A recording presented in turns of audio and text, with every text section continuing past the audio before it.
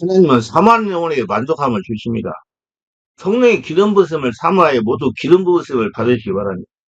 구약의 제사의 형식을 보면 짐승이나 곡식가루를 하나님께 채워드릴 때 그 위에 기름을 부어서 드리는 것을 보게 되는데 그것을 전제하고는 반대로 표현합니다. 또 제사장은 예배드리는 제단 기름을 받아 구별하는 모습이 나오고 제사장으로 임을 할 때도 역시 거룩한 기름을 제사장이 될 사람의 오른쪽 귀와 오른쪽 엄지손가락과 발가락에 바르는 모습이 나옵니다.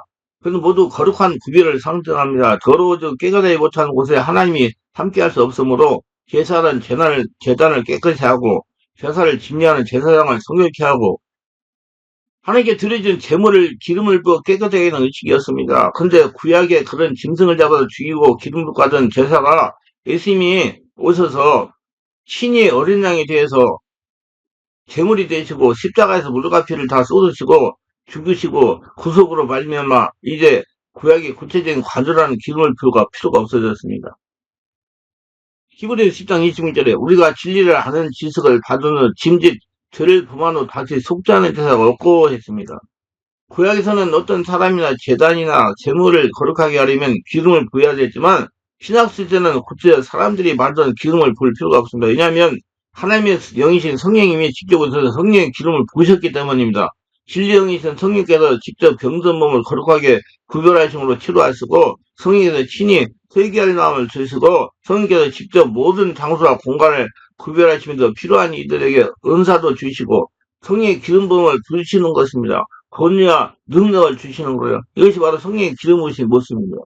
많은 사람들이 성령의 기름 부음이라는 말을 쓰지만 그 기름 부음이 무엇인지 명확하지 않은 것 같습니다. 물론 한편으로는 맞는 것 같습니다. 왜냐하면 성령의 기름 부음을 어느 한 말로 표현하고 다 정의할 수 있는 것이 아니기 때문이다.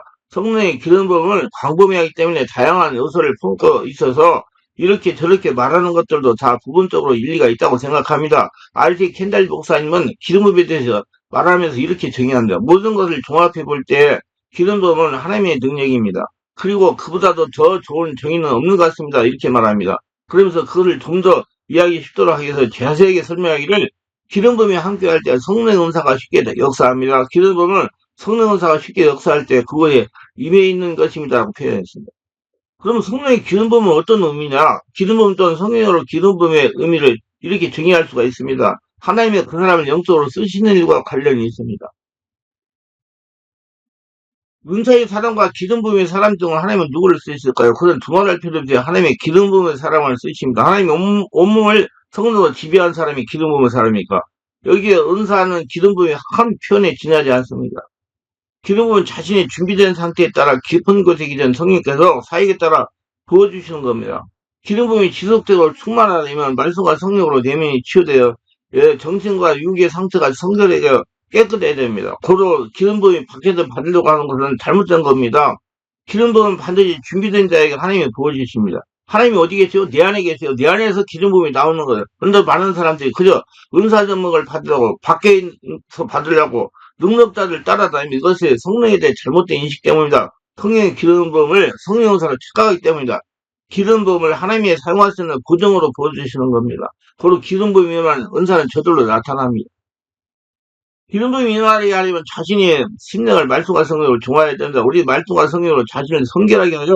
개인적으로 하나님에게 기름 부음을 받아야 되면 자신의 심령에서 기름 부음이 올라가야 되는 거라 자신의 영 안에 계신 하나님과 영의 통을 뚫어야 돼. 자신의 안에서 기름 부음이 나와야 되니까 하나님이 지금 내 안에 계시니까 기름 부음은 받는 것이 아닙니다. 자, 그러면 첫째로 어떻게 되냐? 첫째 무엇보다 이것은 하나님이 절대적인 주권하에 소유되는 겁니다. 기름 부음 또는 성령의 기름 부으심은 하나님의 일이므로 사람이 어떤 방식으로는 그걸 강요할 수 없습니다. 그놈의 엘리야가 엘리사에게 이르되 나를 내게서 데려감을 당하기 전에 내가 내게 어떻게 할지를 구하라. 엘리사가 이르되 당신의 성령이 하시는 역사가 갑자기나 내게 있게 하소서 하는지라. 이르되 내가 어려운 일을 구하는도다. 그러나 나를 내게서 데려가시는 걸 내가 보면 그 일이 내게 이루어지리라. 그렇지 아니하면 이루어지지 아니라고 하고 열왕기하 2장 9절로 10절. 그러니까 끝까지 따라가야 되니까 하나님이 해주시는 일이란 말이죠. 그러니까 하나님과 1대1 관계가 되는 사람이 성령의 기름을 받을 수 있어요. 두 번째, 이것은 새로운 시작을 의미합니다. 이건 구약의 선지자에게도 예수그리스도에게도 신자들에게 동일하게 해당되는 사항입니다. 특히 기름 부음 또는 성령의 기름 부음은 모든 신자들에게 주어지는 시초적 성령 세례 체험입니다. 신자들은 이걸 통해 새로운 신분을 시작하게 되는데 이 새로운 신분의 효과는 지속되게 됩니다. 영원히 함께하기. 단 성령과 지속적으로 인격적인 관계를 맺어야 성령 기름을 지속하게 됩니다. 오늘 이 말씀을 들을 때, 읽을 때 강력한 성령 기름이 있기를 원합니다. 자, 성령의 기름 부으심으로 나누어집니다. 여자들과 예수의 어머니 마리아와 예수의 아우들과 더불어 마음을 같이 오로지 기도에 힘쓰이나 사도행전 1장 14절. 옷을 달 이름이 그들이 다 같이 한 곳에 모였더니 호련히 하려부터 급하고 강한 바람 같은 소리가 해서 그들이 앉은 온 집에 가득하며 마치 불의 혀처럼 갈라지는 것을 그들에 보여 각 사람이 하나씩 임하였더라. 사도행전 2장 1절 3절. 오늘 말씀은 신약시대 최초의 성령의 임재와 기름 부음에 관한 말씀입니다. 예수님이 승천하시고 제자들이 예수님 말씀을 따라서 성령의 기름 부음을 사모하면서 마가의 다락방에 모여서 기도했으면 뜨겁게 기도했더니 열흘이 지난 오순절 날에 성령이 강하게 임했습니다. 그래서 그곳에 있던 120명 정도의 성도들이 모두 다 성령 세례 체험을 성령의 기름 부음을 경험했습니다. 방언을 하고 불이와 같이 갈라지고 각 사람이 하나씩 임했습니다. 하늘로부터 급하고 강한 바람 소리 같은 소리가 임하는 것이었습니다. 여기 하나님 오셨다는 걸 지금 체험하게 알게 했다는 얘기예요. 오늘 우리도 성령의 기름 부음을 간절히 사모하며 놀라운 기름 부음을 받게 되는 것을 믿어야 됩니다. 오순절 마가 다락방에서 성령을 받은 제자들은 달라졌습니다. 그런데 문제는 그들만 달라진 것이 아니라 그들이 가서 만나는 사람들과 도시들도 달라지기 시작했습니다.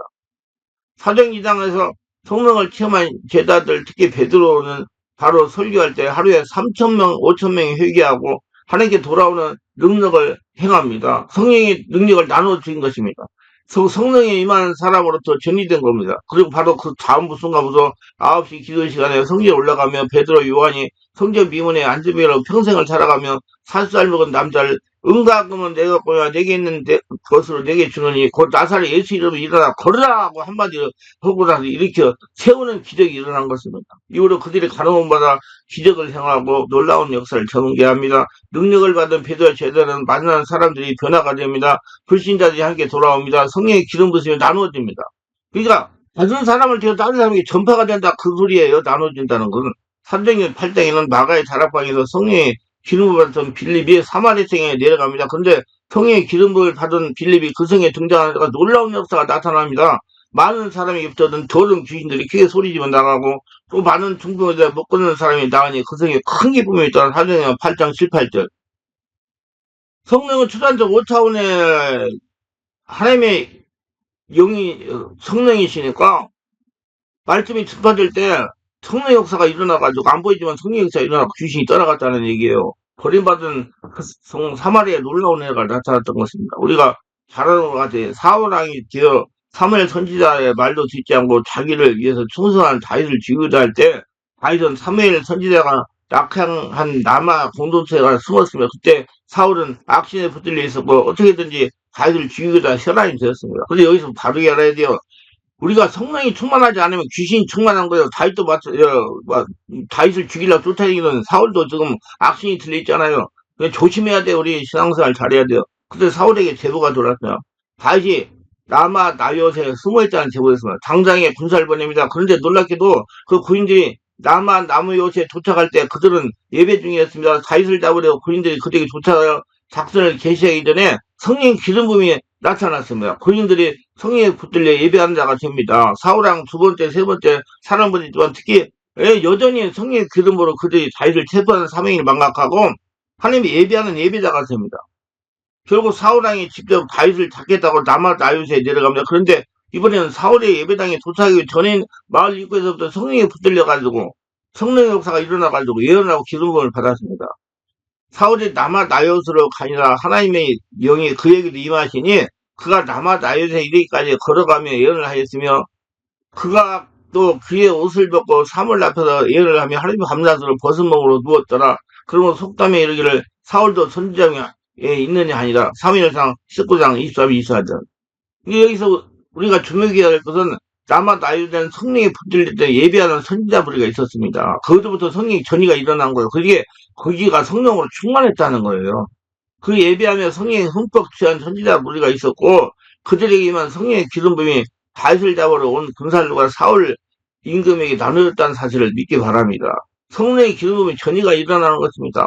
예배당에 그래서 성령의 기름 부음을 장작불에 올려요. 많은 사람들이 성령이 충만한 사람이 있으면 나도 가면 금방 성령의 전이가 일어납니다. 지금도 성령의 기름 부음이 나눠지고 있습니다. 은혜를 받고 성령에 붙들린 아내, 성령에 취한 남편과 함께 살아가는 이들에게는 그들이 받은 기름이 나눠지게 되어 있습니다. 이들 때문에 걱정입니까? 배우자 때문에 걱정입니다. 그들에게 성령 기름 부음이 나눠지기를 기도하세요. 그들 부정적이고 비관적인 믿음의 생각에 그 기름 부음으로 인해 밝아지고 믿음이 회복되고 살아가기를 기도하세요. 기름 부음의 역사가 일어나가지고 귀신이 떠나가기를 기도하세요. 중요한 것은 내게 성령의 기름 부음이 있어야 된다는 사실입니다. 우리의 예배 중에 성령의 기름이 있어야 된다는 것입니다. 그럼 반드시 그 기름 부음은 우리 가정에, 가족에, 형제들에게, 이웃들에게 나눠질 것을 믿습니다. 자, 성령의 기름을 임할 때 놀라운 영광을 보게 됩니다. 베드로와 11사도와 함께 서서 소리를 높여 이르되 유대인들과 예루살렘에 사는 모든 사람들아 이를 너희로 알게 할 것이니 내 말에 귀를 기울이라. 때가 제3시니 너희 생각과 같이 이 사람들이 취한 것이 아니라. 사도행전 2장 14, 15절. 예루살렘 모이는 수백만 명의 사람들은 어제까지만 해도 존재감이 없었는 베드로와 같은 제자들이 할례의 신비를 체험하고 놀랍게 권세 있는 사람들로 변화된 걸 이해할 수가 없었습니다. 그래서 그들은 마가의 잡으로 모여 사람들이 술에 취했다고 단정합니다. 여러분 성령 세례 받고 충만 받고 기름을 충만하면 꼭 술 취한 것 같아요. 저는 그렇게 많이 해봤어요. 그래서 베드로가 일어서 말합니다. 너희를 생각할 그들이 취한 것이 아니다. 지금 시간이 아침 9시인데 무슨 술을 마시고 무슨 주정을 한다는 말이냐고 반박하면서 그건 하나님께서 부어주시는 성령 기름 부으시는 현상이라고 설명을 합니다. 저도 성령의 기름을 지음받을 때 성령의 세술이 채워본 경우에 있습니다. 강한 성령의 불의 역사로 세술에 온몸을 가누기가 힘들 정도 흔들리고 입에서 불이 훅훅 나오고 셔철같이 가벼운 환희를 체험했습니다. 국민회에 보니 어느 한 기도원에 목회자 치유세미나 한다고 광고가 나왔어요. 우리 사모가 목회자 치유세미나 가보라고 선화가 심했으며 가봤자 나는 고생만 하고 돈만 손해나고 뭐 때문에 가냐고 버티다가 결국 승화에 못 이겨서 가게 됐습니다. 거기 가서 3일째 전일날 깊은 기도를, 그러니까 여러분, 성령의 기름 부음을 충만히 받으려면 기도를 본인이 많이 해야 돼요. 저 기도 무지무지 많이 했습니다. 그냥 쉬는 시간에 뭐고 계속 기도했어요. 예, 그래서 3일째 전날 깊은 기도하다 성령의 세수를 취했습니다. 저는 솔직하게 말씀을 드려서 늦게 목사가 된 사람이라 세상 술도 먹어봤습니다. 근데 세상 술을 먹고 취한 거가 동일하세요. 성령의 세수에 취하니까. 집회를 마치고 밖으로 나와 화장실을 가는데 몸을 가눌 수가 없었습니다. 정말 중심을 잡기가 힘이 들었어요. 혹시라도 사람들이 오해할까 걱정스럽기도 했습니다. 목사가 대낮부터 술 먹고 흔들고 다닌다고 하고 조심을 많이 했습니다. 왜냐면 내 이 가슴에 명찰이 달려있잖아요. 목사 암흑이라고. 그림에 발을 내리는 같이 푹 빠졌습니다. 그뿐만 아니었어. 입에서 불이 훅훅 나왔습니다. 한 3시간 정도 지나니까 서서히 안정이 되었습니다. 그러고 난 다음에 교회에 들어와 목회를 하다가 치유센터에 은혜를 받으러 가서 치유를 받은 성도들에게 입으로 후후 불어도 성령 강한 임재에 몸이 뒤틀리고 막 오징이 같이 막 뒤틀리고 귀신들이 막 떠나갔습니다. 우우 하면서 오징이가 구워지면 오라는 현상이 일어났어요. 정말 대단했습니다. 그 얘기를 우리 사모가 했더니 어디서 그런 거 배워놨냐고 다른 사람들이 들으면 이단이라고 한다고 하지 말라고 그랬어요. 그래서 배운 것이 아니라 사도 입에서 불이 나와서 물어봤더니 그렇게 되었다고 했더니 앞으로 주의하지 않으면 이상한 목사가 된다고 했습니다. 같이 이단이라는 소리를 들을 수 있다는 걸 몰라. 그래서 그렇게 하지 않아서 그래서 이때부터 내가 이단에 대해서 1년 동안 연구를 했어요. 어떻게 하면 이단이 되고 어떻게 하면 안 되는가. 지금 와서 생각하면 사모를 통해서 나를 영적으로 많이 깨달아 깊어지게 했습니다. 우리 사모는 합동치계에서 보수적인 신앙생활을 어릴 때 해가지고 그런 보수적인 신앙에 있어가지고 말 들으면 나쁜 것은 없었어요. 그냥 체험적인 건 좀 부족하지만 꿈 이런 건 많이 무시해가지고 내가 꿈 얘기하면 우리 사모가 나보고 귀신 신나라 깎는 소리 한다고 못하게 하고 막 그랬어요. 그래서 내가 사모가 조금 이상하다고 하면 다른 목에다 흠잡이지 않으려고 이런 쪽 연구를 하게 됐습니다. 저는 군대에서 참모 생활을 많이 했기 때문에 연구를 많이 하고 글을 쓰는 걸 해결했기 때문에 윗분들한테 보고 오려면 합리적으로 지금 세상으로 과학적으로 분석을 해가지고 해야 되거든요. 그런 식으로 내가 말씀을 분석해가지고 그래서 흠을 안 잡히려고 연구를 많이 해야 돼서 그래서 하나의 정립이 되고 깨닫게 돼서 지금 말씀을 이렇게 정리해가지고 지금 이렇게 설교도 하고 유튜브도 올리고 책도 많이 집필했습니다. 그래서 깨닫게 여러 번 깨닫게 여러분, 어디 가서 누구한테 안수받아고 열리는 게 아니에요. 내가 체험하고 그 체험이 진짜인가 아닌가 책을 읽고 기도하고 말씀 읽고 하다가 그게 딱 정립이 돼가지고 영안이 열리는 거예요. 그러니까 여러분 자꾸 돌아다니면서 누구한테 물어봐가지고 하려고 하지 마세요. 내가 성령의 인도받고 성령으로 깨달아 알으려고 노력해야 돼요. 지금은 이론적인 알고 성령 사랑이 뭐 그런 별로 문제를 당하지 않고 있습니다. 근데 놀라운 것은 마가의 다락방에 모였던 사람들이 세 방을 말하기 시작하는데 예루살렘 6월절 세례를 드리기에 세계에 흩어졌던 유대인이 모였는데 그중에 최소한 15나라에서 온 각기 말을 다른 사람들이었습니다. 근데 거기에 모이는 외국에 살다가 온 유대인이 깜짝 놀랄까는 평생 유대 땅밖에는 가본 적이 없고 외국어를 배워본 적이 없는 시골 촌뜨기들이 입을 열어서 외국말을 하나님께 기도하기 시작했다는 것입니다. 그러니까 그들이 놀랐어요. 기가 막힙니다. 그들이 베드로와 요한이 담대하게 말함을 보고 그들의 본래 학문하는 범인을 알았다가 이상히 여기며 또 전에 예수와 함께 있던 줄로 알고 사정의 사랑했죠. 자둘라 신자 여기 이르되 보라 이 말하는 사람이 다 갈릴 사람이 아니냐. 우리 각 사람의 난 방언으로 듣게 되는 것이 어찌 미냐고 사정이 18절에. 거기서 방언하면 이 나라 말로 다 알아듣게 됐다는 얘기예요. 성령이 하시는 일을 우리가 판단할 수도 없고 우리가 측량할 수도 없으며 영의 세계는 신비하고 놀랐습니다. 그럼 분들이 성령으로 깨달아야 돼요. 자기가 듣고 없어져야 돼요. 우리가 상상할 수 없는 세계가 있습니다. 우리가 경험하지 못한 놀라운 은혜가 있습니다. 그래서 하나님은 이렇게 말씀하십니다. 하나님의 말씀하기를 말때에 내가 내 영을 모든 육체에 보여주리니 너희의 자녀를 이해할 것을 너희 질비되는 환상을 보고 너희 죽을 꿈을 꾸리라. 사도행전 2장 17절. 대표적으로 하나님 놀라운 영광을 경험한 이사야 선지자를 한번 돌아보십시다. 그가 살던 시대는 외국 열강과 복잡한 힘거리게 하던 그 시대였습니다. 애국과 아수르의 세력 다툼과 북쪽의 이스라엘과 전쟁에 뒤엉켜 있는 복잡한 때에 우시장이 죽자 이사야 선지자는 성전에 올라가 기도합니다. 그런데 갑자기 하나님의 임재를 경험합니다. 하늘문이 열리고 하나님께서 높이 들린 보좌에 앉아 계십니다. 그리고 그 앞에 스라들이 6날개를 흔들며 하나님을 찬양하는 놀라운 광경을 보게 됩니다. 그때 이사야 선지자가 두려움과 놀라움에 이렇게 고백합니다. 그때 내가 말하되 하루다 나의 망각이 되었도다. 나는 입술이 부정한 사람이요 나는 입술이 부정한 백성 중 거주하면서 만군의 여호와신 왕을 배웠음이로다 하였더라. 이사야 6장은 그 죄인이 하나님 만나면 죽잖아요. 그러니까 걱정했다는 거죠. 성령의 그런 모습이 나타나면 우리가 상상할 수 없고 우리가 예측할 수 없는 기묘하고 신기한 놀라운 일들이 얼마든지 일어나고 체험할 수 있다는 걸 믿기를 바랍니다. 성령의 기름 부음은 깨끗하고 사모하는 곳에 나타납니다. 베드로가 이르되 너희가 회개하여 각각 예수 그리스도 이름으로 세례를 받고 죄사함을 받으라. 그리하면 성령의 선물을 받으니 사도행전 2장 38절. 예수 믿어가지고 죄인이 죽고 의인으로 다시 태어날 성령의 기름 부음 세례가 임합니다. 평소에 학문도 없고 배움도 없던 갈릴리 사람들이 여국 방언하고 놀라운 하나님의 능력을 나타내는 걸 본 사람들이 놀랍니다. 이거 어찌된 일이냐 눈을 크게 뜨고 입을 벌리고 놀랍니다. 이때 베드로가 일어서 그들에게 예수 그리스도의 메시아 된과 그분의 십자가를 죽으시고 승천하시면서 약속하신 성령이 그들에게 임하여 그들이 놀라운 능력의 사람들이 되었다고 합니다. 거기에 모인 사람들이 예수 그리스도의 십자가를 못 박아 죽임을 양심으로 가책을 받아 베드로에게 질문합니다. 그들이 이 말을 듣고 마음이 찔려고 베드로와 다른 사도가 뭐라 이러되 형제들아 우리가 어찌할까 하고는 사도행전 2장 37절. 이때 베드로가 하는 말이 너희에게 회개하여 예수 그리스도 이름으로 세례받고 죄사함을 받아 그리하면 성령을 선물로 받게 될 것이라 합니다. 성령은 인격적인 분입니다. 그에게 더럽히는 것에는 임할 수 없어요. 반드시 회개를 예수를 듣고 죄인 죽어야 돼. 회개하여 깨끗하게 한 심령의 장소에 임하기를 믿기를 바라면 회개하는 것은 예수를 믿는 거예요. 죄인이라는 걸 믿는 거. 그게 예수 믿을 필요가 있죠. 예수 안 믿는 사람 죄인이 아닌지 안 믿는 거예요. 그래서 교만해가지고 나중에 지옥 가는 거예요. 그래서 공생애를 시작하기 전에 예수께서 제일 먼저 하셨던 선포가 바로 회개에 관한 선포였습니다. 이때부터 예수께서 비로소 전파하시듯이 회개하라 천국이 가까웠느라 하시다. 마태복음 4장 17절. 회개라는 것은 다른 것이 아니라 우리가 죄인인 것과 오직 예수 그리스도의 십자가가 공로로 우리가 흉악한 죄에서 해방되는 걸 인정하고 확인하는 것이 바로 회개입니다. 오직 예수 그리스도의 보혈을 의지해서 우리가 죄에서 해방되어 의인이 되었으니 예수 그리스도의 보혈을 의지하여 그분의 피를 바르고 정결이 될 때 성령 기름 부으심을 믿어야 됩니다. 그러면 이제 우리가 그 피로 말미암아 의롭다 하심을 받았으니 또 그로 말미암아 진리에서 구원을 받은 것이 노아서 5장 9절. 피라는 것은 죽었다가 다시 살았다는 거예요. 그걸 꼭 믿으시기 바랍니다. 보혈이 능력이 왜 없어요? 죽었다가 살아서 의인 되기 때문에 능력이 있는 거죠.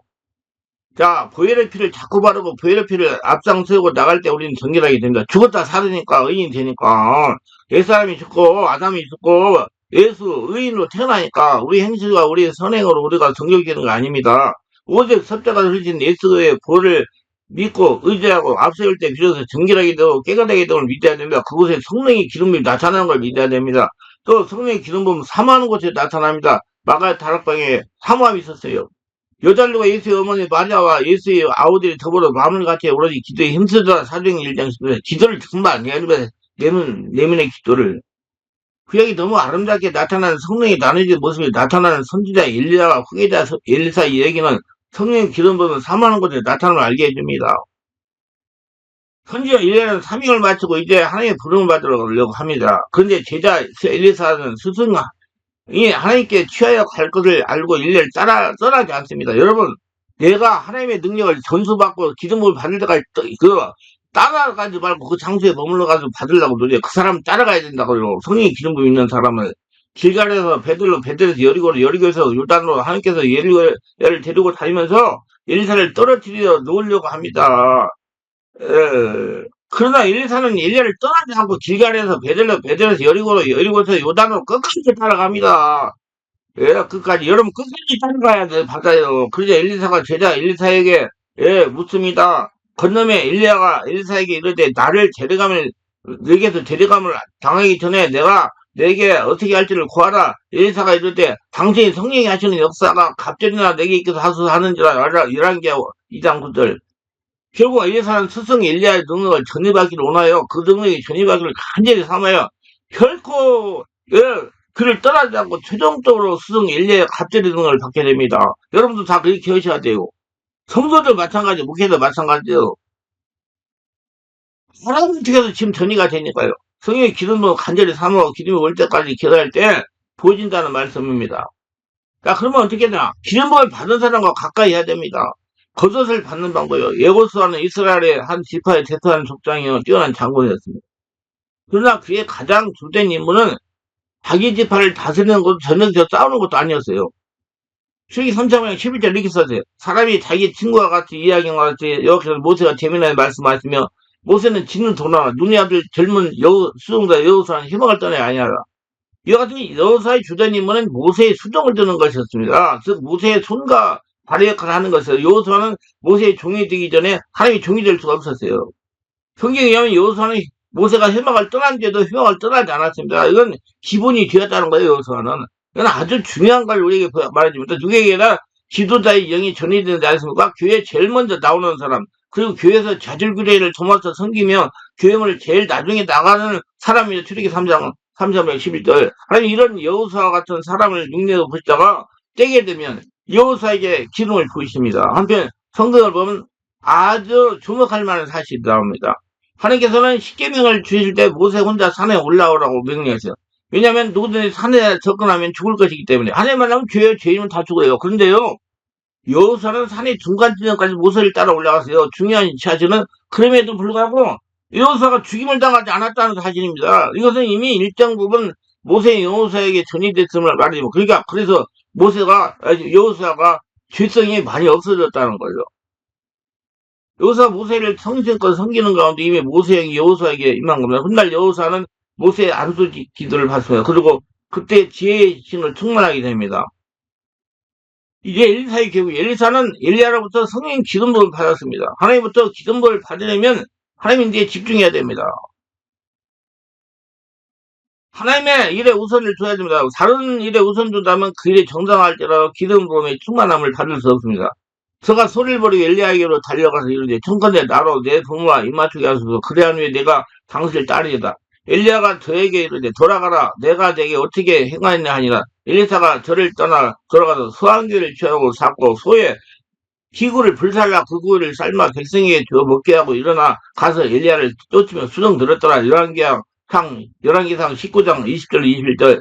엘리사는 다시는 다른 일에 몰두하지 않고 오직 엘리야가 동행하기 위해 자기에게 가장 중요한 소를 잡아가지고 백성에게 데려가고 소의 농기구들을 다 불살라 버렸습니다. 갑자기 능력을 얻게 되어 엘리야는 끝까지 따라다니는 엘리사의 모습을 보게 되고 결국에는 스승으로부터 능력을 분깃을 갑자기 받게 되고 이러면 여기서 우리가 잘 깨달아야 돼. 왜냐면 과거 정리되고 앞만 보고 정말 내 하나님 은혜를 받기 위해서 따라가야 된다 그 말이요. 자꾸 뒤돌아보지 말고 기름 부음 있는 사역자가 자주 만나 그들의 깊은 신앙과 체험들을 들어야 기름 부음이 도움이 됩니다. 우리 모두 강력한 성령의 기름 부음을 받읍시다. 하나님에게 쓰임을 받으셔서 기름 부음이 올 때까지 구하며 기다리세요. 그러면 기름 부음을 받게 될 것입니다. 뭐 기름 부음과 함께 쓰임 받을 쓰고 하나님 살아계심을 증명하고 영광의 도구들이 되시기 바랍니다. 기도합니다. 올 때 세수기를 끝까지 시청하신 분들 축복하시고 특별히 구독, 좋아요, 알람 설정, 구독하신 분들 축복하시고 성령의 기름 부으시에 발휘하려고 이제 성령의 기름을 받아서 하나님께 크게 쓰임받아 영광 돌리며 하나님의 살아계심을 증명하며 축복 속에 살아가는 복된 자들이 다 되도록 역사하시고 도와주셔서 예수님 이름으로 기도합니다. 아멘.